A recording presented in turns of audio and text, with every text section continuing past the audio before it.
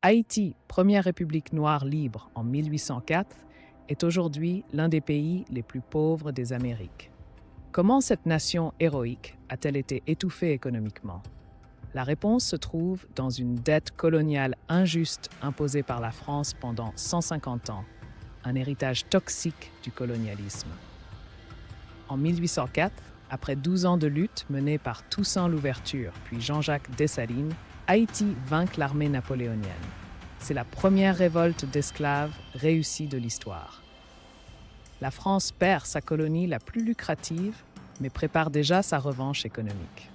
En 1825, la France envoie une flotte de 15 navires de guerre menaçant d'envahir Haïti. Le roi Charles Quex exige 150 millions de francs or, équivalent à 21 milliards d'euros aujourd'hui, pour compenser les colons pour la perte de leurs esclaves. Un chantage à l'indépendance. Cette dette équivalait à 10 fois le budget annuel de la France en 1825.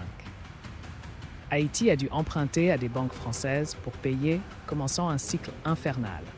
Entre 1825 et 1950, le pays a versé l'équivalent de 560 millions de dollars actuels, 80% de ses revenus certaines années. Les archives révèlent que 7000 anciens colons et 17 banques françaises ont profité de ces réparations. La famille de l'épouse de Macron, les Ancely, figurait parmi les créanciers. Ironiquement, Haïti payait ses propres bourreaux pour le privilège d'être libre. Pour rembourser, Haïti a sacrifié son développement. En 1900, 80% du budget national servait à la dette. Résultat, aucun système éducatif, des routes inexistantes, une agriculture ruinée. Le pays n'a fini de payer qu'en 1947, soit 122 ans de pillage institutionnalisé.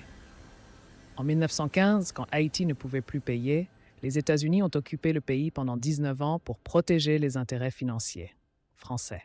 Les Marines ont saisi la Banque nationale, détournant 40% des revenus vers Paris. Le colonialisme changeait juste de visage. En 2004, lors du bicentenaire de l'indépendance, Haïti a exigé la restitution de cette dette illégitime. La France a ignoré la demande. Même en 2022, aucun dirigeant français n'a reconnu ce crime économique.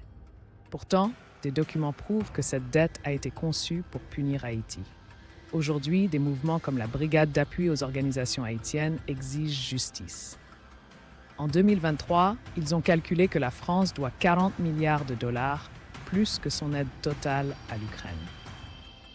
Des avocats internationaux préparent des procès pour crimes contre l'humanité économique.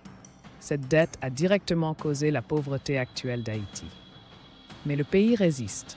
En 2024, des historiens ont retrouvé les originaux des accords de 1825. Preuve irréfutable. Comme l'a dit l'écrivain haïtien Lionel Trouillot, on ne vend pas la liberté, on la prend, et un jour, justice sera rendue.